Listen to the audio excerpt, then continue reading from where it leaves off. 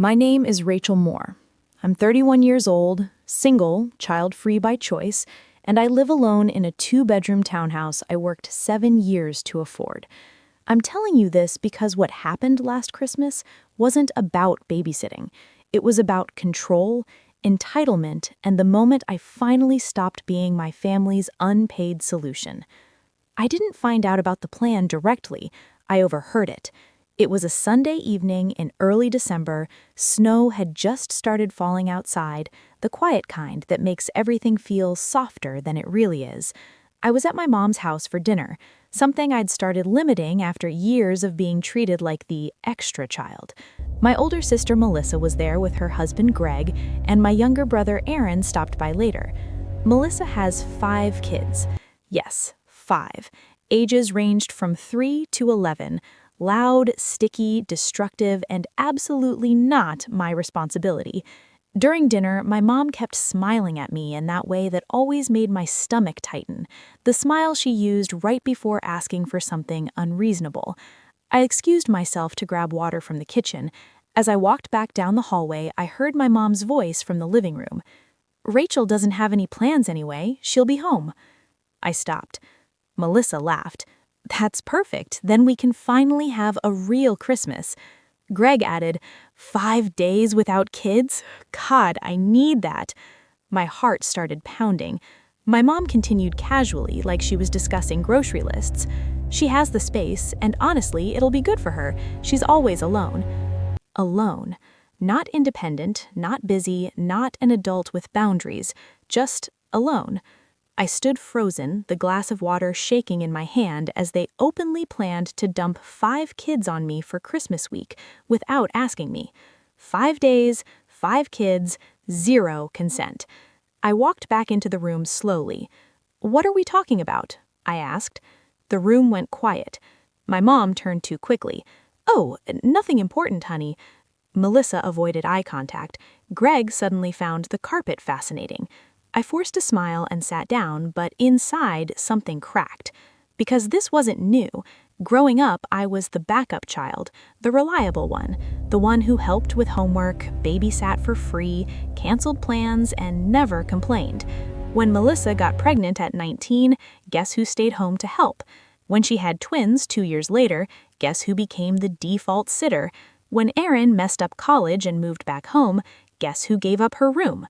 Me. And every time I tried to set a boundary, I heard the same words. "You're being selfish. Family helps family. You don't even have kids." That last one always stung the most, like my life mattered less because I hadn't reproduced. I finished dinner quietly and left early. That night, I didn't sleep. Because now I understood something important. They weren't asking. They were deciding. The confirmation. 3 days later, my mom called. I answered on speaker while folding laundry. "Sweetheart," she said in that syrupy tone, "I just wanted to go over Christmas plans." My chest tightened. "What plans?" "Well," she continued, "Melissa and Greg are going to the cabin Greg's parents rented. Just adults, finally." I waited. "So you'll have the kids from the 23rd to the 28th. Not a question, a statement. I laughed once, sharp, disbelieving. "I will?" I said. "Yes," she replied. "I already told Melissa it's settled." I stopped folding clothes. "No, it's not." There was a pause. Then irritation crept into her voice. "Rachel, don't start." "Start what?" I asked, defending myself. "You don't have anything going on. You work from home, you have the room, and honestly, you should be grateful we trust you." Grateful? For being volunteered? "For how long did you plan this without telling me?" Silence. That was answer enough.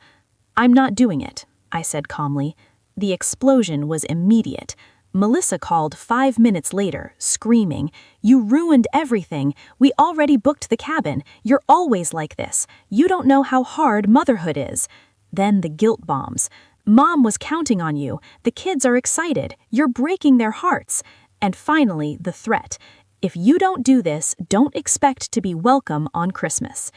I hung up, and I sat there, hands shaking, realizing something terrifying and liberating. They expected me to cave.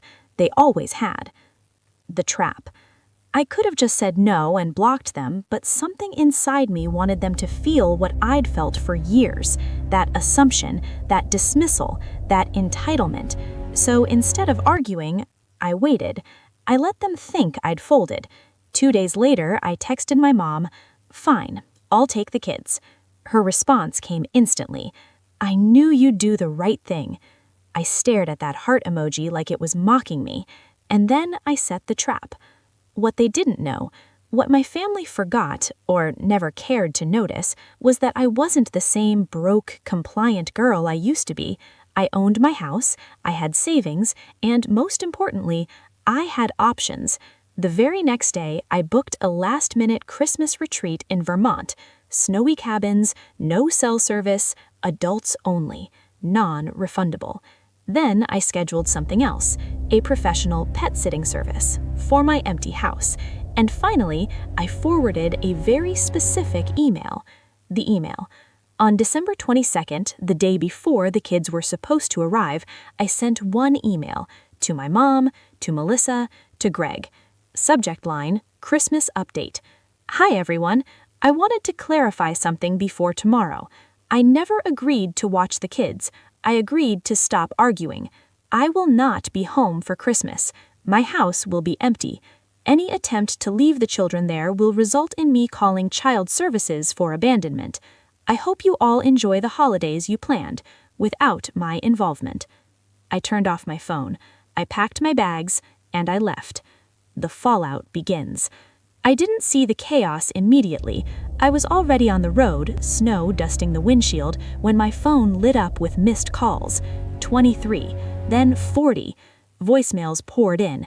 My mom crying, Melissa screaming, Greg threatening. At one point, Aaron texted, "What did you do?" I smiled. For the first time in my life, I wasn't the solution. I was the consequence. I didn't tell anyone what I'd done. Not my mother, not my siblings, not even my closest friend. I went about my days quietly after that phone call, letting the silence stretch. Christmas was 10 days away. 10 days for my mother to assume things would go her way. 10 days for her to finalize her plans.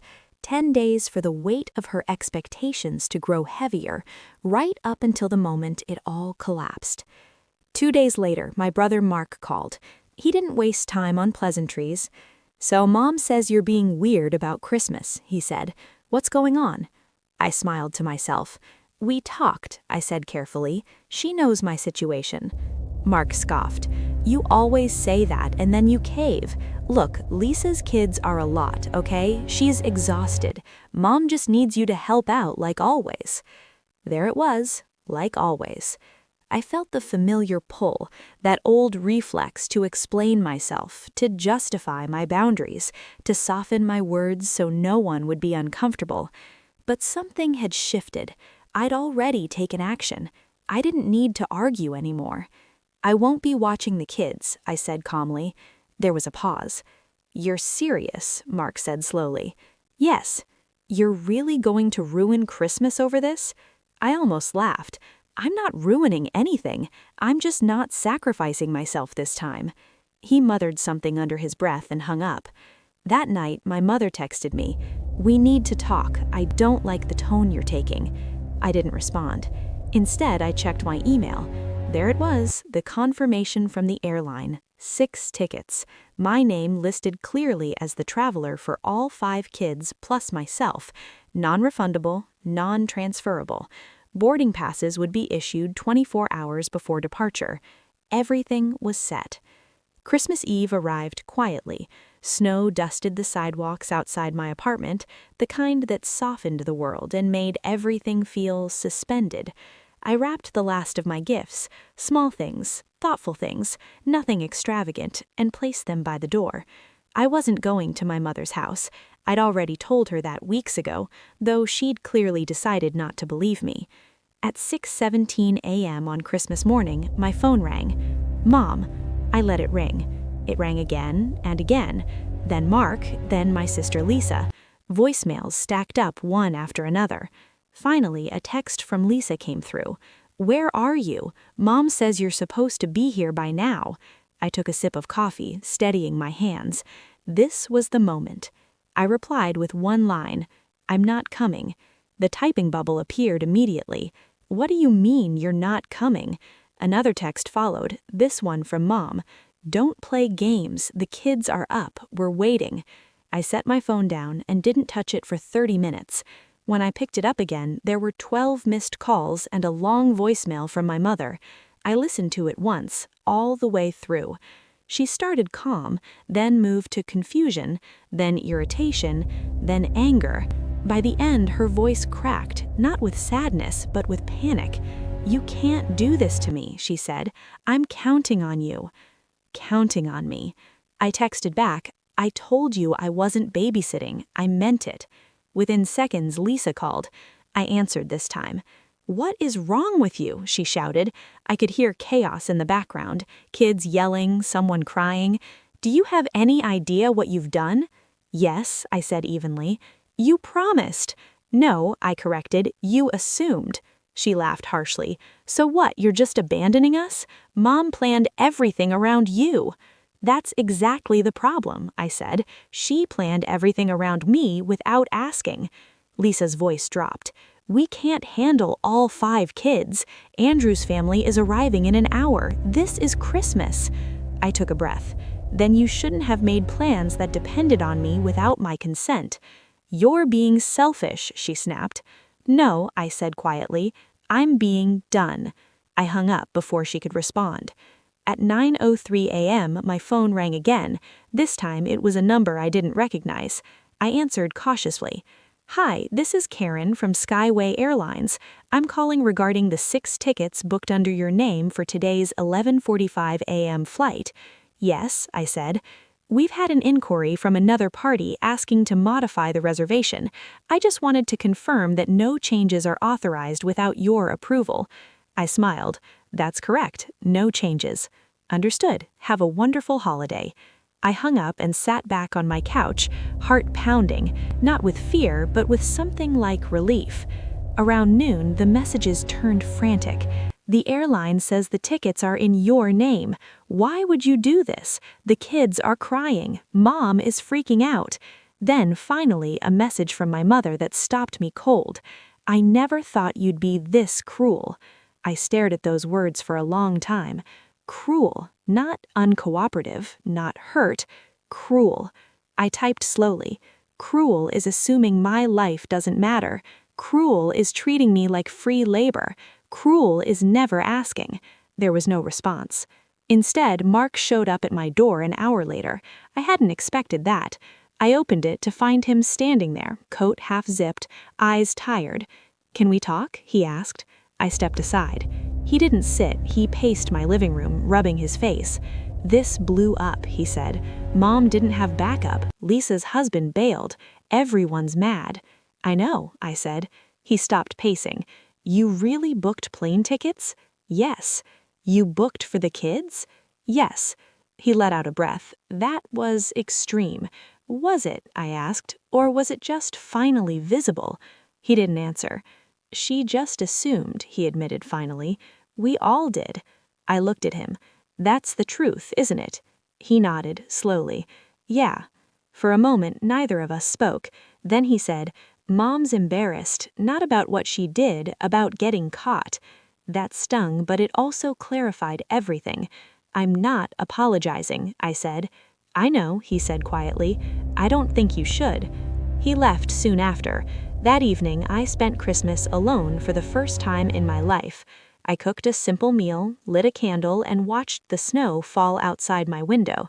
There was a strange ache in my chest, but beneath it, something solid. Peace. The next morning, my mother called. I answered. Her voice was different, quieter, controlled. We need to reset, she said. This can't happen again. You're right, I replied. It can't. She hesitated. You embarrassed me. I didn't argue. You relied on me without respecting me. Silence. Finally, she said, next time I'll ask. I closed my eyes. Next time, I said, there won't be an assumption to fix. She didn't like that, I could hear it, but she didn't argue. In the weeks that followed, things changed, not dramatically, not magically, but subtly.